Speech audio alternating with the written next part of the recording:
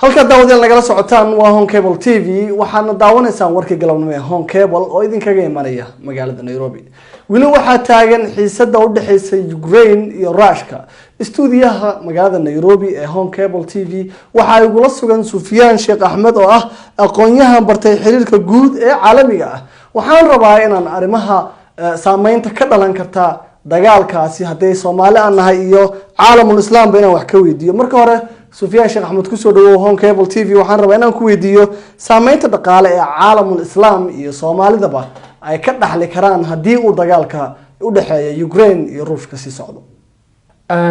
runtii dhinaca dhaqaalaha dagaalka hadda u dhaxeeya Russia iyo Ukraine dhinaca dhaqaalaha wadamada islaamka iyo khasatan Soomaaliya qaarna wuxuu u saameynayaa si aan jirin مثلا Soomaaliya oo kaleeto waayo anagu xiriir dhaqaale oo nagala dhaxeeya si gooniya ma jiro wadanka Russia iyo Ukraine midna cidna una qabateen ma aanan saarin cidna anaga nama saarin soo anagu dhinacaas kuma jiro laakiin caalamul islaam marka la yiraahdo wadamo badan sida Pakistan, Turkey, Saudi Arabia wadamo badan oo waxa jira aan ayagu una qabateen saarin Russia asaguna uusan saarin marka meeshii Westernku ay una qabateyntii ka saarin oo dhaqaalihii iyo ganacsigii Westernku ay ka istaageen inay la ganacsadaan Russia waxay raadsanaysaa wadamo kale sida China oo kale sida Turkey sida Pakistan oo kale marka dhinaca dhaqaalaha marka la fiiriyo caalamul islaam faa'iido weyn ugu jirta wadanka Soomaaliyana de awalba dhaqaale lama aysan lahayn waa maasantahay Sufyaan Sheekh Ahmed dagaalka Russia iyo Ukraine u dhaxeeya waa uu sii socdaa halka waliba ay ku sugan yihiin ciidamada Russia Kiev marka saameyn badan ayaa ka dhalan karta saameynta siyaasadda ee Soomaaliya ay ka dhaxli karto dagaalkaasi waa maxay sida guud markii ay isdagaalaan laba wadan ama caalamka dagaal uu ka dhaco dadna waa ka faa'iideystaa dadna kama faa'iideysto dadna dhibaato ugu jirta dadna dhibaato ugu ma jirto wadamada islaamka gaar ahaan wadamada islaamka oo koray runtii sida Saudi Arabia oo kaleeto Imaaraadka Pakistan, Turkey, Azerbaijan, Kazakhstan, Malaysia wadamadaas kale faa'iido weyn ugu jirta dagaalkan hadda dhacaya waayo waxa isbedelaya waxa la dhaho geopolitical ama siyaasadda caalamka ee ku saabsan geographiga Russia inay ay weerarto wadan ay daris la tahay oo markii horeba ahaa dabadhilfu ahaa wadamada Westernka waxna ay ka qaban waayaan waxay tusinaysaa awoodda Westernku in aysan sidii loo maleynaysan u jirin sida daraadeed waxa horena u soo baxayay dibna macnaha soo xoogaysanaya awoodda islaamka ee caalamka arintaas dana ugu jirta anaga Soomaaliyahan marka la yiraahdo dan weyn ugu jirta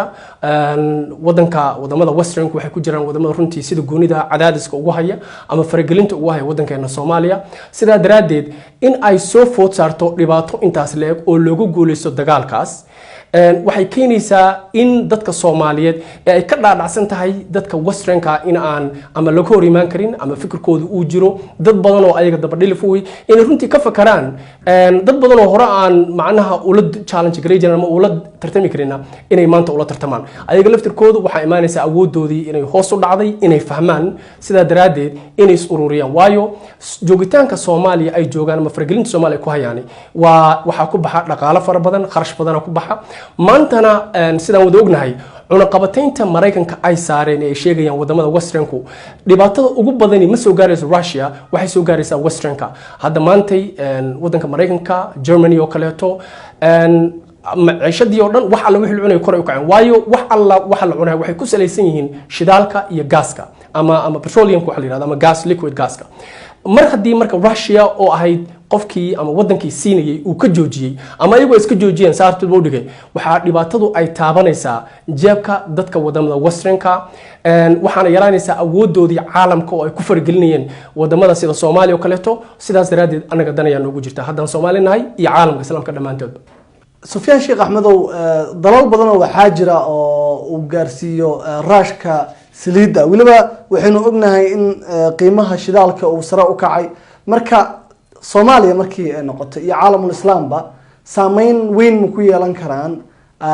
qiimaha shidaalka ee kor u kacay anaga wadankeena Soomaaliya wax shidaal uga yimaadaan ama Europe ama Asia sida Russia oo kale uga yimaadaan anaga shidaalka inuu soo gaaray runtii aad u yar yahay wuxuuna ka yimaadaa Middle Eastern soo ama wadamada Carabta ka yimaada marka anaga wax saameeyna oo dagaalkaasi uu nagu yeelan karo oo dhaqaale ahaan dhinaciisa ahi inna la ekaatay ma jirto haday dhacdana waa dhinaca wanaagga inoogu yeelanaysaa laakiin waxaan kaga faa'iideysanayna oo faa'iido badan ugu jirta dadka Soomaaliyeed maanta dagaalkaasi inuu dhacay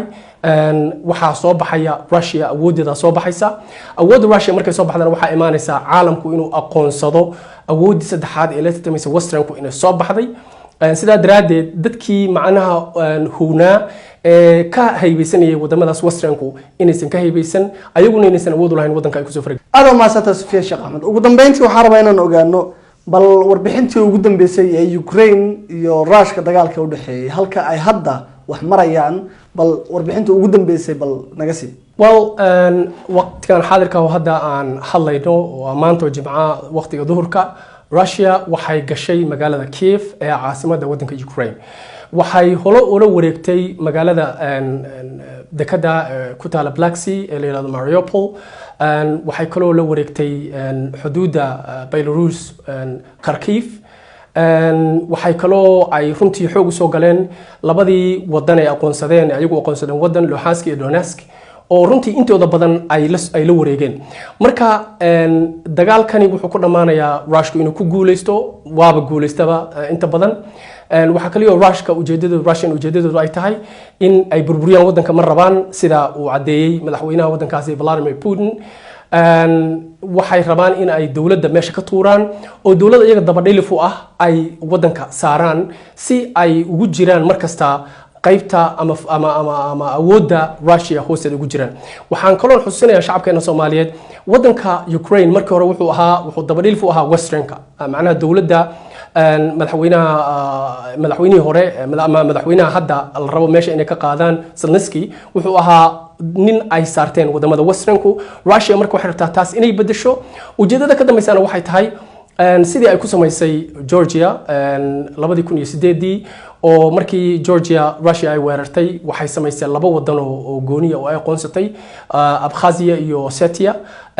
arintaasna waxay diiday in Georgia ay ka mid noqoto NATO waayo waxa jira conflict wadanka NATO markuu ka mid noqonayo waxa la rabaa inaysan wax conflict ama dagaal wadanka ka dhaxay inuusan jirinin sidaan oo kale ay Luhansk iyo Donetsk ay rabaan ayaguna inay u sameeyaan haddii ugu yaraadaan haddii kalena wadanka loo reebo marka way caddahay maanta waqtigan xaadirkan hadda joogno ciidamada Russia waa guuleysteen wadankan intiisa badan waa la wareegeen idaacadaha ama wargeyska Westernkuna ma rabaan inay yiraahdaan waa qarinay arintaas waa maasanta kaas waxa uu ahaa Sufyaan Sheekh Ahmed oo stuudiyaha Home Cable TV igula sugan halkaad nagala socotaanna waa Home Cable TV